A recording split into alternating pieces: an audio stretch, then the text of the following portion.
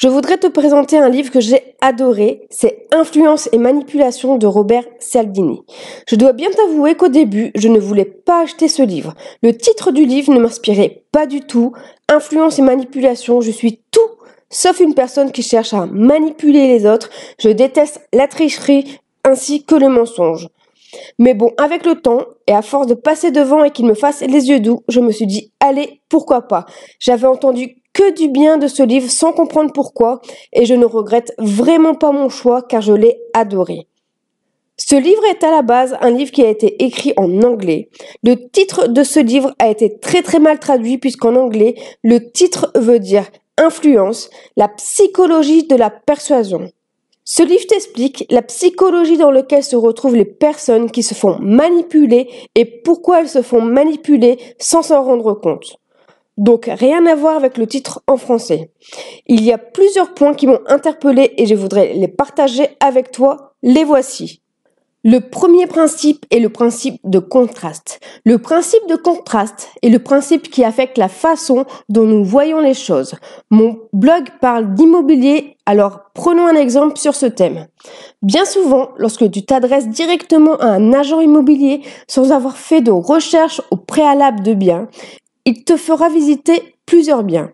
En premier, il te fera visiter un bien dans un piteux état, puis tu visiteras un bien avec seulement quelques travaux. Pourquoi font-ils cela? Car le fait d'avoir vu le premier bien rendra le second bien beaucoup plus beau. Si dans le premier bien, tu devais tout refaire, l'électricité, l'isolation, la plomberie, enfin la totale, et que dans le second, tu n'as que les fenêtres à changer et un petit rafraîchissement à faire, tu te diras « Ok, ça va, il n'y a que ça à faire, c'est psychologique ». Il faut savoir que les agents immobiliers gardent toujours dans leur portefeuille des biens dans un piteux état, justement pour utiliser cette technique de vente. Ils savent très bien qu'ils auront beaucoup de mal à les vendre, surtout si le vendeur ne veut pas baisser son prix, mais cela leur permet quand même de réaliser des ventes grâce à la technique du contraste. C'est pour cela que je t'ai mis en garde dans mon article « Faut-il signer un mandat exclusif ?» Si tu n'as pas vu cette vidéo, je t'invite à la visionner. Le deuxième principe est la preuve sociale. La preuve sociale peut se présenter par le fait de suivre une mode, par exemple les hippies, mais également d'autres façons. Je vais te raconter une histoire. Un jour, un rédacteur en chef du New York Times et un responsable de police dînèrent ensemble. Au cours d'une conversation, le responsable de police explique à son ami que 8 jours plus tôt, une femme d'environ 30 ans a été assassinée dans le quartier de Queensland à New York. Cette affaire a été dissimulée par la police. La mort de Catherine fut très longue et brutale puisque l'agresseur l'avait poursuivie et attaquée à 3 reprises sur 35 minutes. Mais le comble de tout, c'est que plusieurs personnes avaient été spectatrices de ce crime. 38 personnes en tout ont assisté à ce crime, mais pourquoi personne n'a réagi? La première raison, c'est qu'un individu qui est dans une situation d'urgence prête moins facilement assistance lorsqu'un grand nombre de personnes sont présentes.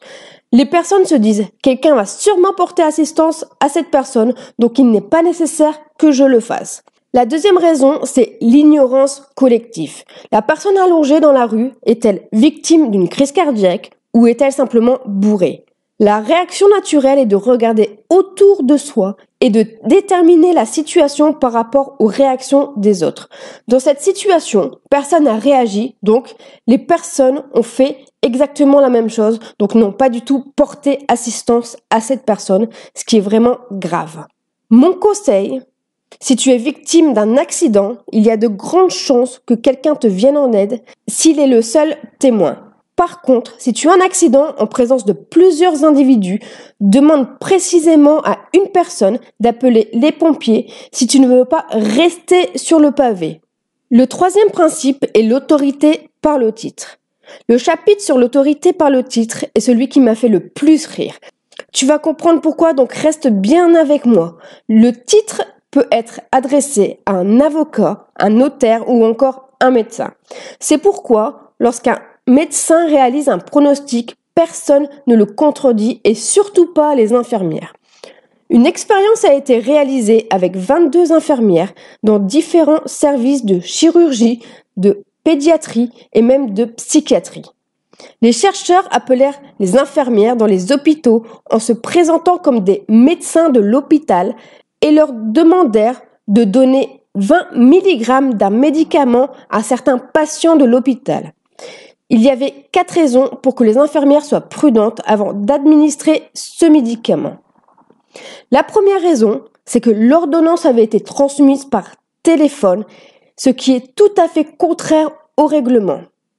La deuxième raison, c'est que le médicament n'avait pas encore reçu l'autorisation pour être mis sur le marché.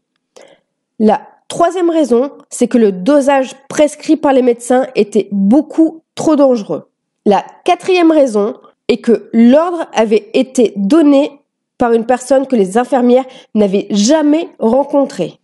Malgré cela, 95% des infirmières se rendirent dans les chambres pour injecter le produit aux patients. Je trouve ça complètement aberrant. Comme les instructions venaient d'une personne qui avait le titre de médecin, seulement 5% des personnes ont remis en cause son ordonnance. Moi, je trouve ça complètement aberrant. Alors, n'hésite pas à me dire dans les commentaires ce que tu penses de cette histoire. Moi, je trouve ça vraiment hallucinant. C'est très, très grave. Pour le plaisir, je vais te raconter une autre histoire médicale et tu vas voir que là, c'est vraiment du level. Un patient se rendit à l'hôpital car il souffrait de ses oreilles.